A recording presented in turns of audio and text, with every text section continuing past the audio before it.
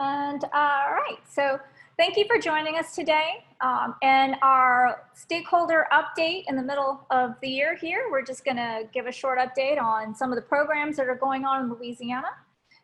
This webinar is called Where Are We Now? A look at Louisiana's alternative fuel programs and infrastructure. And today, Tyler Herrmann, the co-coordinator of Louisiana Clean Fuels, and Courtney Young, the director of the Southeast Louisiana Clean Fuel Partnership, will be taking us through all the programs and projects and exciting things that are going on in Louisiana now. So over to you, Tyler, or Courtney. Courtney. Hi, everybody. So before we jump right into where are we now, I'd like to talk a little bit about the history of Clean Cities and our two Clean Cities coalitions here. So you might be wondering how the Clean Cities program came about. As with many federal programs, the program's roots began in legislation. The Alternative Motor Fuels Act of 1988 and the Clean Air Act amendments of 1990 encouraged the production and the use of alternative fuel vehicles and the reduction of vehicle emissions, which led to the creation of the Alternative Fuels Data Center website, or the AFDC, in 1991. I'll talk a little bit more about the AFDC in detail later. But then Congress passed the Energy Policy Act of 1992, or EPACT, to reduce our nation's dependence on petroleum. This was the impetus for creating the Clean Cities program. EPACT includes both mandatory measures like fleet regulations and voluntary measures like Clean Cities initiatives. So each coalition is led by an on-the-ground Clean Cities coordinator like Anne and myself, who tailor projects and activities to capitalize on the unique opportunities in our regions. Coordinators serve as both educators and problem solvers for their stakeholders.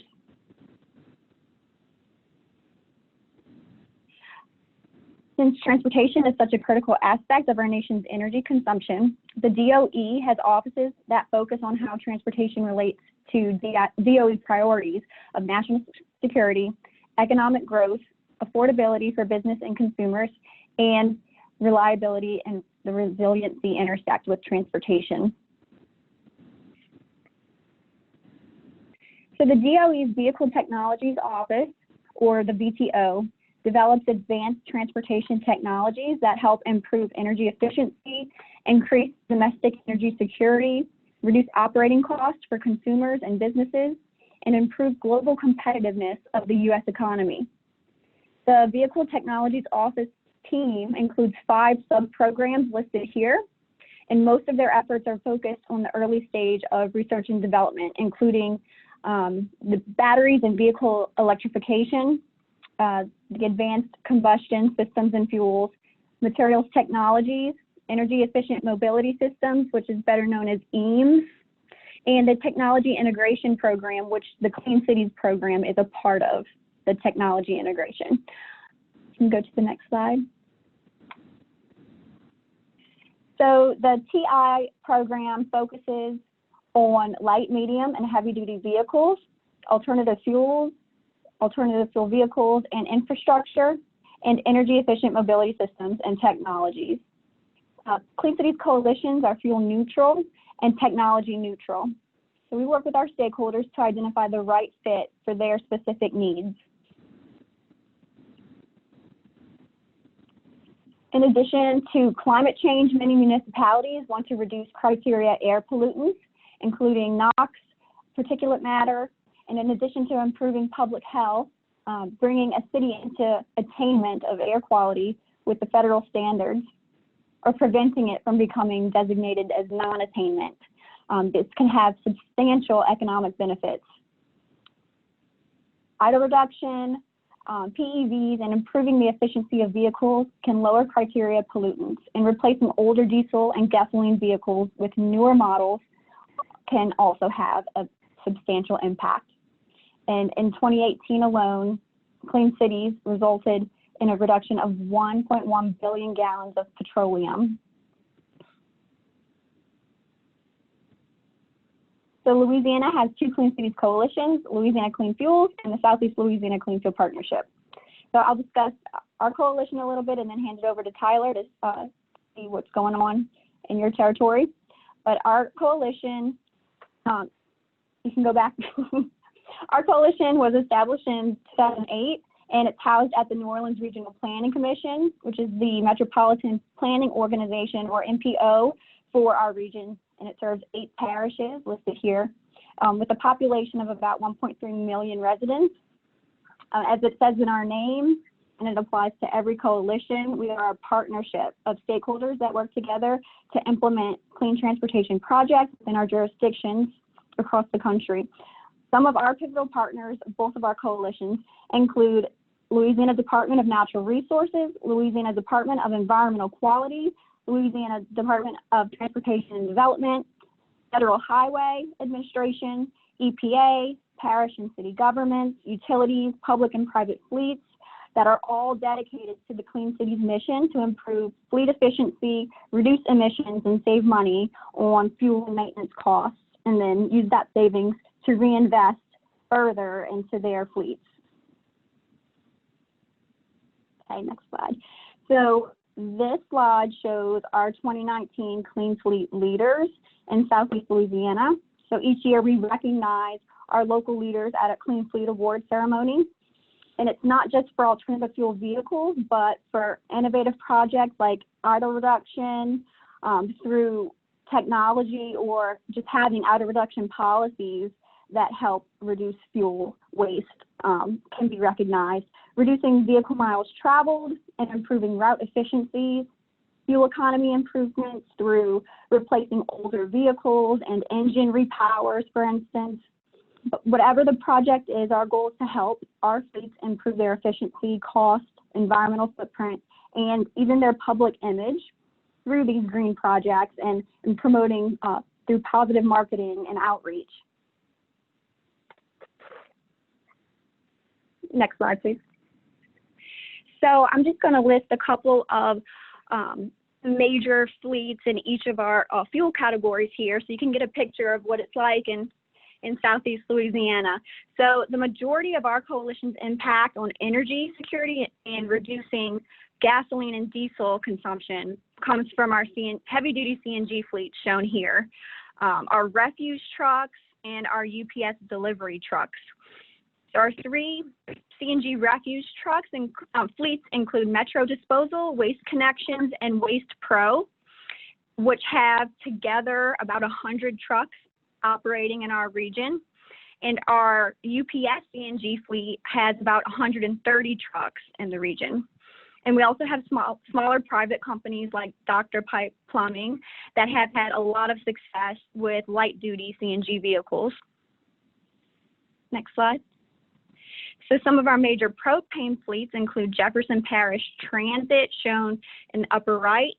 They operate 17 propane paratransit vehicles that help them save 80,000 gallons of gasoline equivalent per year. Rotolo Consultants, or RCI Landscaping, in the lower left corner, they operate 155 zero-turn propane mowers, and they save over 16,000 gallons of gasoline equivalent and offset over 6 tons of greenhouse gas emissions per year just through their landscaping equipment. Airport Shuttle has operated 20 propane vans and shuttle buses for over 10 years, and they have plans to continue for the next 10. Next slide, please. So some of our electric fleets include New Orleans Regional Transit Authority. They operate hybrid electric articulated buses, shown here in the upper left, and electric streetcars. So together, all of those vehicles have reduced or help reduce over 520,000 gasoline gallons equivalent each year and over 2,000 tons of emissions every year in New Orleans alone. The Port of New Orleans was actually the first public fleet in Louisiana to deploy all-electric vehicles in their operations in 2015. And last year, they added 2 plug-in hybrid electric trucks shown here into their fleet, and they plan to grow as well. The Sewage and Water Board of New Orleans in the upper right, they just purchased hybrid electric trucks, and they assigned them to their meter reader fleet department because it's a lot of stop and go and high volume.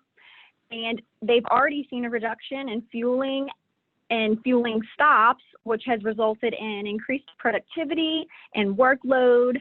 And they too plan to convert their remaining fleet through stages over the next couple of years. An example of a local government taking action is St. Bernard Parish, shown in the lower right corner. They bought their first Nissan Leaf all-electric vehicle last year, and they are using it in their inspections department because it's also a lot of stop and go, low speed.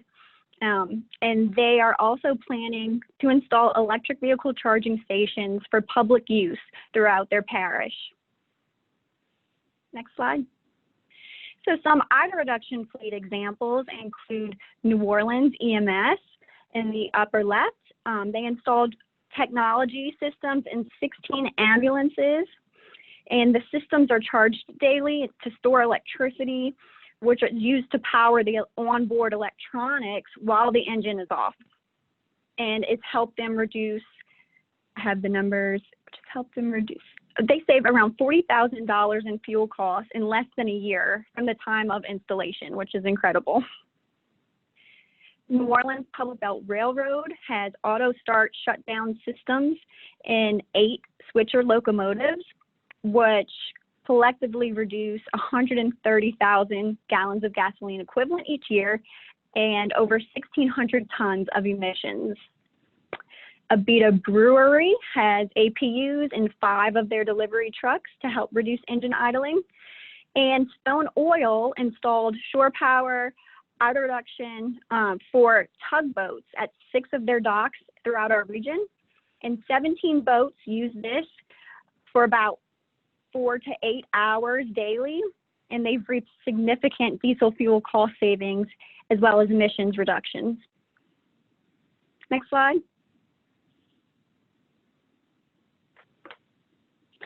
So some of our ongoing fleet projects and initiatives include Tulane University.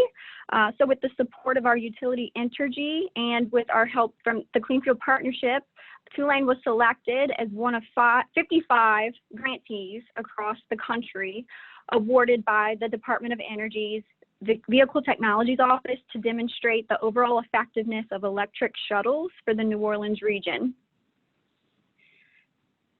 The New Orleans Regional Planning Commission, in partnership with CNS Wholesale Grocers, was selected by EPA to submit a full application for their clean diesel funding program.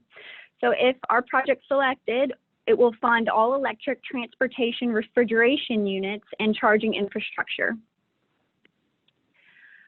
The Clean Fuel Partnership is also working with utilities and fleets to promote electrification incentives provided by local utilities like Entergy for projects that are shown here. So Tulane and CNS Wholesale would be provided a financial incentive through our utilities. So that's a great partnership right there. And we're also partnering with local dealerships to promote electric vehicle education to sales reps and to certify sales reps so that when people go in and they're interested in EVs, they know who to go to. So we're offering that program. We'll kick it off next month. You can go to the next slide, please. Oh, and that is you, Tyler. Thank you, Courtney. So Courtney did a great job explaining a background about clean cities. So I'll kind of speed through all of that. But Louisiana Clean Fuels has been a coalition since the year 2000, which makes this our 20th anniversary, which is great. And we do much the same thing that Courtney does. And there's a lot of partnership between us, all for the same goals of helping with alternative fuel vehicles, with technology assistance for fleets, and then a lot of the environmental review as well, just to figure out what the sort of actual benefits are and kind of just providing that sort of education to our stakeholders. And we're also really closely partnered with the Louisiana Department of Natural Resources. So they actually house us in their offices, and we have a contract with them as well, which is fantastic because we get to leverage each other's resources and really work as a close partnership there. And I always like to say that the Clean Cities program, and us in particular, really we're matchmakers. We try to take down any barriers that there might be between a fleet or individual and getting alternative fuel vehicles, whether it's for economic benefits of saving money on the fuels, or if it's for the environmental benefits. We're there to put them in the right hands, figure out who it is that they need to talk to solve their problems. And so that's kind of one of the really big things that we work with. And as you see, we have a territory there on the left, 57 parishes. We cover all the state that Courtney doesn't cover, which is quite fun. And there are projects all across the state that we get to talk about. And I'll talk a little bit about those in a couple minutes. So there's just the parishes listed out. There's a lot of them. And so we have, a few kind of programmatic priorities that we really focused on. And these change kind of as time goes on, and there's more than just these four, but I did want to mention these in particular. We have a Green Fleet certification program that actually is now in partnership with Courtney's territory. So it's a statewide certification where we look at a fleet and really try to understand how they're meeting their environmental goals with just air pollution reduction in general based on the criteria pollutants under NAAQS, the National Ambient Air Quality Standards, so that we can really understand how they're actually meeting their goals and what the actual benefits of their alternative fuel and idle reduction efforts are. So that's been a great program. We used A-Fleet, Argonne National Labs emissions modeling tool for that, and that's great. We also, as part of that research, or part of that program, whenever we certify a fleet, we give them a report back and say, this is what your fleet looks like. This is where all of your emissions benefits are coming from, and here are even some changes that you might want to make, or here are some specific vehicles that might be most apt for replacement to really see the most bang for your buck on any of the sorts of benefits that you're looking for. We also do a lot of first responder training. Every year, barring this year because of COVID-19, of course, we do first responder training at Tech for the fire marshals and fire departments across the state, police departments, EMS. And that's a really big need because the alternative fuels are coming around. They don't behave the same way that gasoline and diesel do. They're not more dangerous or really less dangerous. It's just different. And that's a big education gap that Clean Cities really helps fill. And that's been one of our kind of pillars of our efforts for a very long time. Outreach and education in general is just a huge bit of it. You can't do anything with things you don't know about. So if you want to do alternative fuels, then we're there to really provide education and get people interested in it and just talk about the different aspects of what it takes to operate alternative fuels. So we do a lot of workshops, conferences, webinars, obviously at this point, roundtable meetings, and then very specific speaking to very individual fleets and saying, hey, like you have a big fleet, you have these problems, let's try to solve that. And so it's all the way from very big picture to very narrow. That's a huge part of our work. And then funding assistance. We keep track of what grants are coming around and what opportunities there are, and find potential fleets who might be interested in applying for those grants, and do anything we can to kind of, make all the government funding be used as well as possible. Because they really need that to be used efficiently. Otherwise, it's a waste of taxpayer money. So that's a very big part of what Clean Cities does actually across the country, is facilitate grant dollars and make sure that they're getting used on projects that are going to be done correctly the first time to make it as efficient as we can. And so I did want to talk about some of our annual report results, because this is maybe the most tangible thing that we can really say about our efforts in Clean Cities. So on the left, we've got a pie chart of the greenhouse gas emissions reduced. And in 2019 alone, our efforts and our stakeholders really offset almost 46,000 tons of greenhouse gases, which is an incredibly large number for a state like Louisiana. And we're not a huge state, so that's a lot of emissions that we're really reducing. And the thing I always want to point out here is that it's not just alternative fuels. We work with that a lot, but we also just work with efficiency in general. And that comes from idle reduction, just 37% of our greenhouse gas reductions, which is massive, as well as fuel economy improvements. And that's simple things like, making sure you're turning your engine off, or not turning your engine off, sorry, getting the right size engine for your fleet so you're not overpowered, because that's just less efficient. working on replacing the least efficient vehicles first and getting more efficient vehicles and actually targeting the specific, the engines that are using the most. And that's a huge improvement right there. And then 17% of it is alternative fuels. That's a lot of what we work on. And then on the right, you can see exactly just a breakdown of the alternative fuel projects or alternative fuel types and how they contribute to the greenhouse gas emissions. And so you see a lot of it, the plurality is CNG, so 47%. That a lot of that's from fleets that we'll talk about in a second, but the Waste Management of the world, Republic, UPS, using a lot of natural gas. Sportran is a great one. And then also a lot of biodiesel. And this is one of the things I always like to talk about, is that biodiesel is a very small portion of the actual volume of fuel used in our territory, but it's a massive portion of the greenhouse gas emissions reductions. So biodiesel makes up about 7% of our actual energy used by alternative fuels in our state, or in our region rather. Only 7%, and it's 25% of the greenhouse gas reductions. And so, and the same thing with renewable natural gas, it's around 3% of the fuel used in our state, but or in our region, I keep saying state, I'm sorry. In our region, it's 12% of the greenhouse gas benefits. So it's, that sort of efficiency where you're really focusing on which fuel for whatever goal you have is a lot of things that we kind of work with, and it's exciting to see the kind of numbers on this. And then none of this is possible without our members. So we have all of them listed here. And Courtney mentioned, and I mentioned a minute ago, that Louisiana Department of Natural Resources is one of our biggest stakeholders. We work with them quite closely, work in their office. And they also offer some of the grants that we get to help try to find fleets for. And so that's a really strong partnership. And then just going over the different fuel types, we have representation across the board in our stakeholder base. We have UPS using propane and natural gas. They do a ton of idle reduction and route optimization that contributes really strongly to the benefits that we see in Louisiana.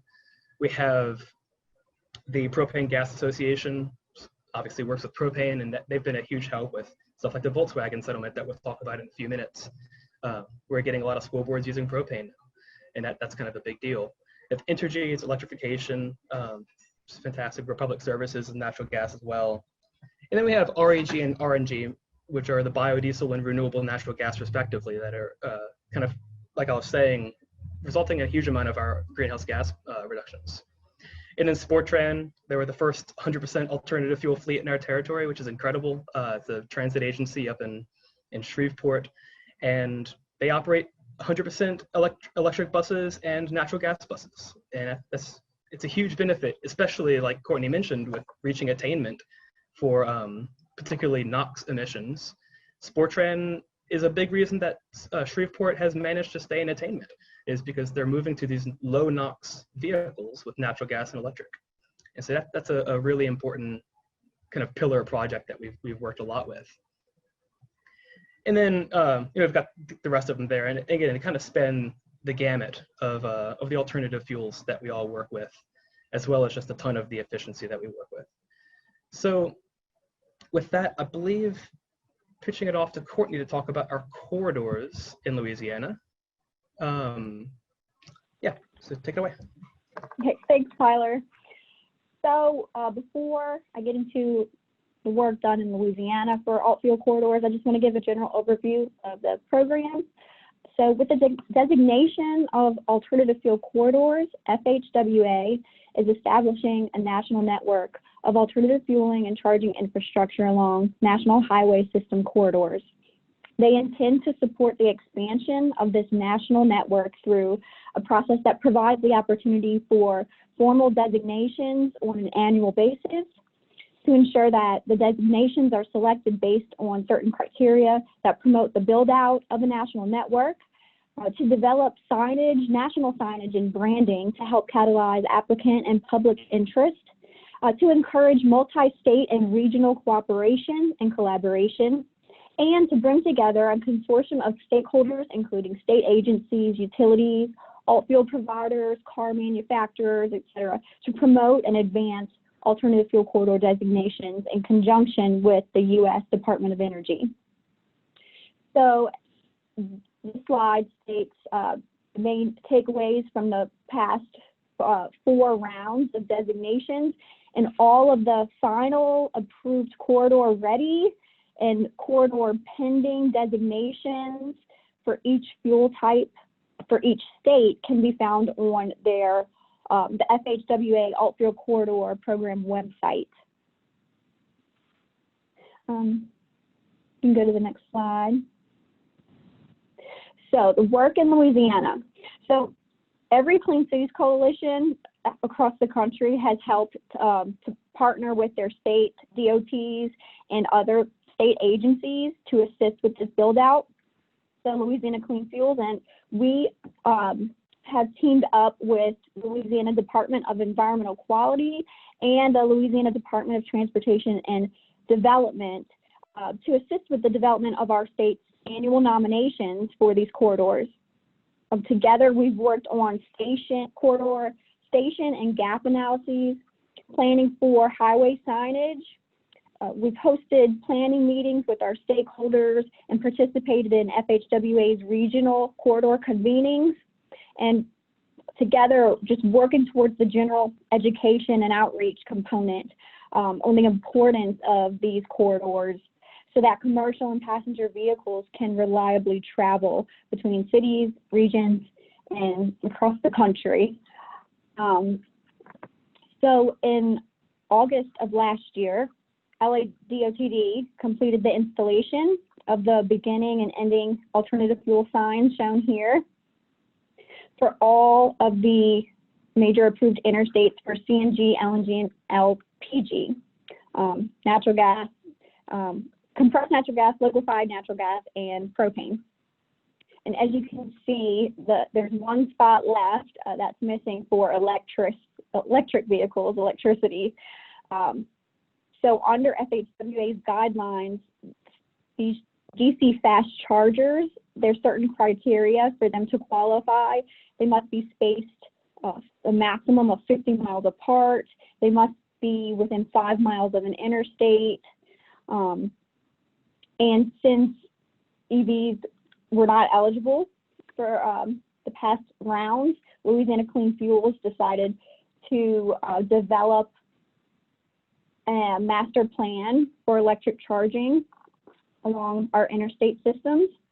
And it's called the DC Fast Charging Master Plan for Louisiana. And I will let Tyler talk more about that. Yeah, so, seeing the big gap that we had corridors in Louisiana for all the alternative fuels, except for hydrogen and electric. And hydrogen's not really coming here anytime super soon. So, we saw this big gap in the electric charging network and thought that we could probably do something about that. And one of the things that we really wanted to do is make sure that whenever these chargers are installed, and there is money around for with the Volkswagen settlement, we want to make sure that whenever they're installed, we have a really strong business case for installing them where we do.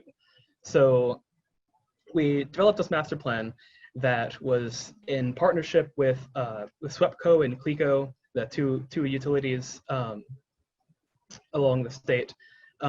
We actually worked with a lot of Entergy as well on this. And then worked with Swatch Group, a data analysis company that helped us with some of this modeling before. And then we did a bunch of public outreach and surveyed actual EV owners and potential site hosts and said, where do you need charging? You drive these vehicles every day. Where do you see the gaps? And where would you actually use them? And so if you can see with the current charging stations, all the green stretches of interstate in Louisiana are now within 50 miles of a site. And so we still have a lot of gaps. And really it's only along I-10 that we actually have any charging. So we did some analysis and kind of figure out where we actually need charging stations. So we need 15 to cover the rest of the interstate system if we kind of put them optimally. And you can see on the top right here, we have a little chart that says exactly how many stations we need on each stretch of interstate. And this is kind of where we stood before the Volkswagen settlement kind of came around. And we identified a few places in different rest stops and shopping centers that really seemed like they'd be the best fit. And so when the Volkswagen settlement came around, which I'll talk about after this, we went out to those sites and worked with our electric utilities and some of our stakeholders and said, hey, like if you can find somebody interested in installing charging along these sites, this would be like the perfect place for it. It would fit the alternative fuel corridors requirements, which will allow us to have signage and kind of promote it a bit more. But it would also, probably get a lot more usage than it might in another spot, kind of based on our analysis. So I have here, this is all the green dots you see on the map. I know it's a little hard to read. All the green dots are where we have had proposals in the round 3 of Volkswagen funding for DC fast chargers. So the yellow is what would be covered if those installations are approved, which we don't know for sure yet. And that would, all those yellow sections would expand and actually become part of the corridors. And so that gives us quite a bit more coverage than before. And I see that we have the percentage of coverage there on the left side. We have 95% coverage along I-10 and 12 with these proposals, 88% coverage along I-49, 58% along I-10 or I-20, and then 100% coverage around I-55, which is great. That's with existing stations, rather. And what's not pictured on here is there was a slight change to one of the applications that actually includes a charging station in Monroe. So the I-20 is actually more covered than this map shows, just because of that one small change. So we basically, if we get the funding that we're hoping for, we could basically overnight have all the corridors at least ready to be approved throughout the state, which is a huge benefit, especially for travelers who are not driving the Teslas and have to actually go to charging stations that aren't proprietary. So now that kind of goes into the Volkswagen a bit there. And so I want to give a little bit of background about that. I know everybody's probably hoping for updates on the Volkswagen settlement. A lot of people are waiting on decisions about money with that.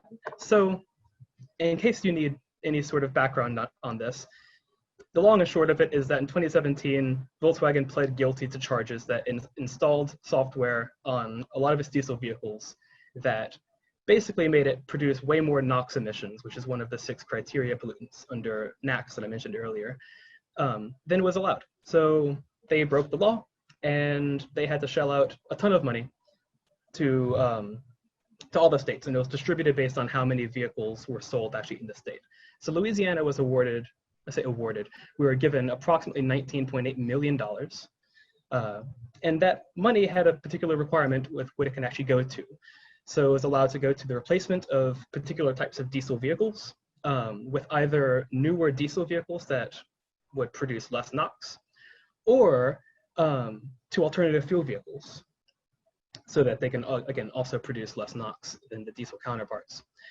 So that all happened in Louisiana. The lead agency was designated as Department of Environmental Quality, and they decided to split it into 3 pots between Department of Natural Resources, Department of Environmental Quality, and the Department of Transportation and Development. And basically say, you can do whatever you want with this, as long as it kind of follows the guidelines that they set forth. DNR and DEQ decided to work together and fund primarily school buses. And then it kind of changed up in the last little bit towards the end of round 3, where they decided that they would use up to the 15% allowed by the trust to fund the installation of electric vehicle charging equipment, which is kind of what that last slide was about. So we finished all the rounds. There's only 3 rounds of applications for Louisiana. And so all the applications are in, all that's closed, and now they're just in a final round of decision making about who to actually award. So at the end of everything, we have, so this is round 3 in particular, it's on this slide here. The school bus applications, we had 6 school boards apply for buses.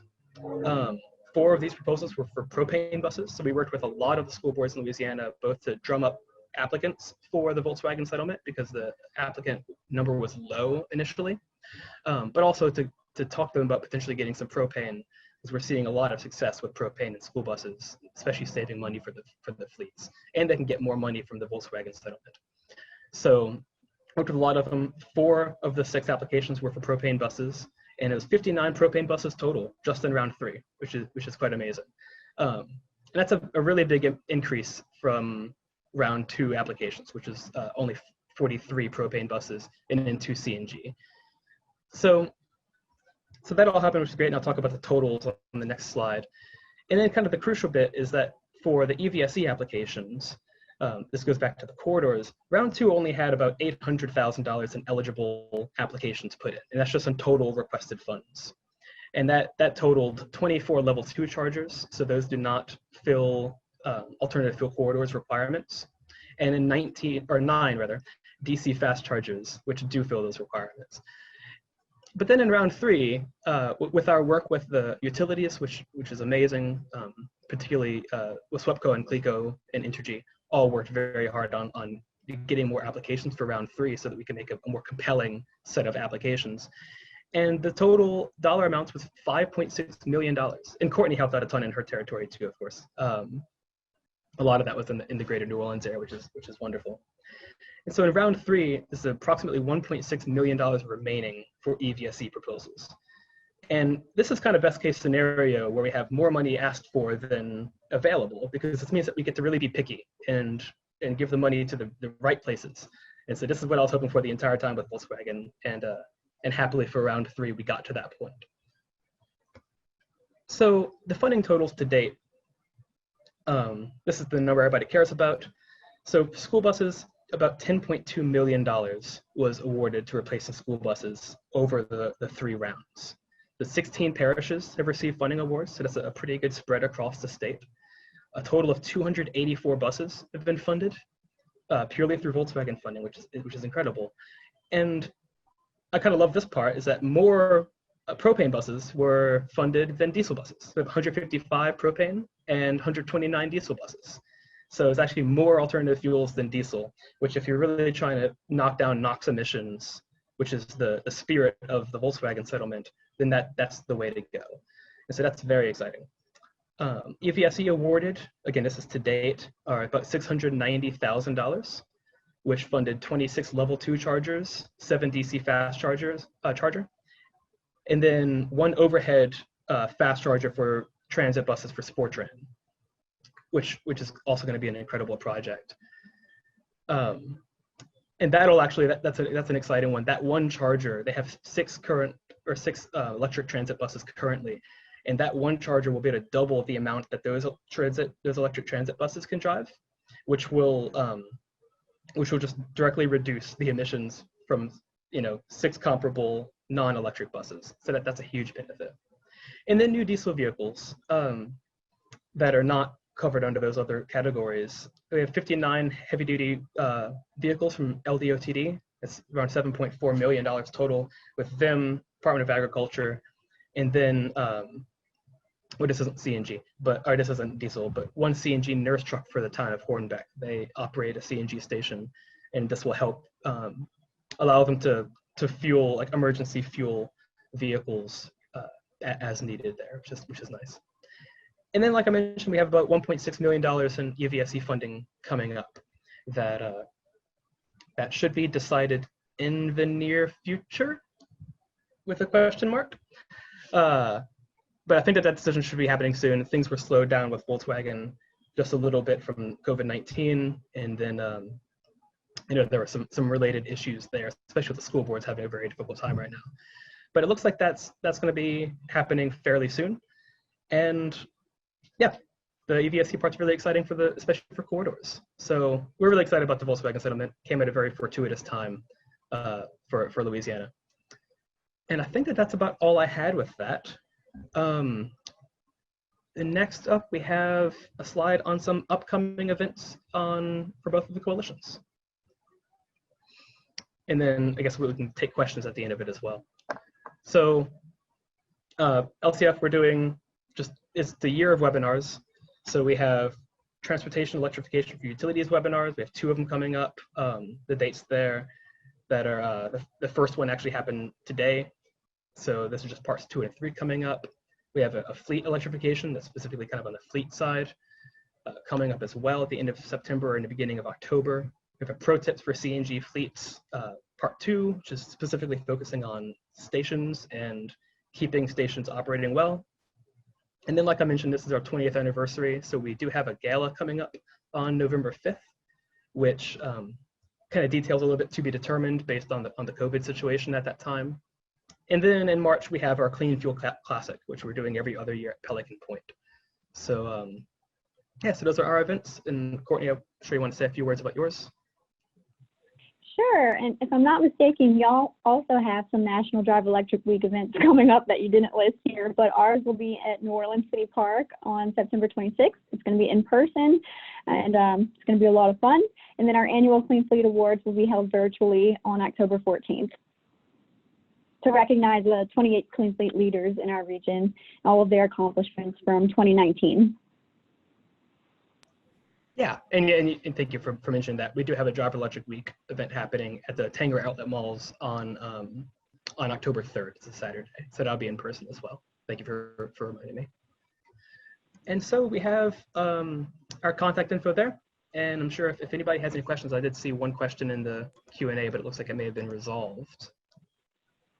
So Courtney, do you have any? Sorry? This is Ann. Randy did have a question about DOT. Let me pull that back up again.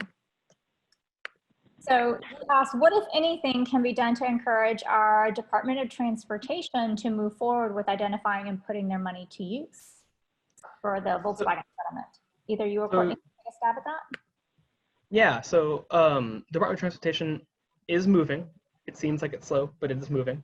As far as I'm aware, they have already decided which vehicles would be replaced by the first and second bucket of cash. So that'll be about $4 of the $6 million and about 40 of the vehicles. I believe that those have already been allocated. I'm not sure if the checks have been cut for the second of those two. I can probably find that information for you. And I think that they're almost done picking the third round. So it is happening. What we can do to push them along, I honestly don't know if there's what the best option there is. There's definitely motion on it, but you know, they move slow. So if anyone else has any questions, you can enter them in the Q&A or just let us know in the chat as well.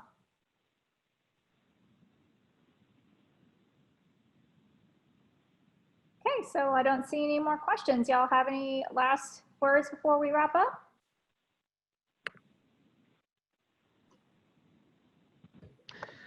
I don't have anything else. Just appreciate everybody attending, and I'm sure we know most of y'all. So I look forward to working with y'all in the future.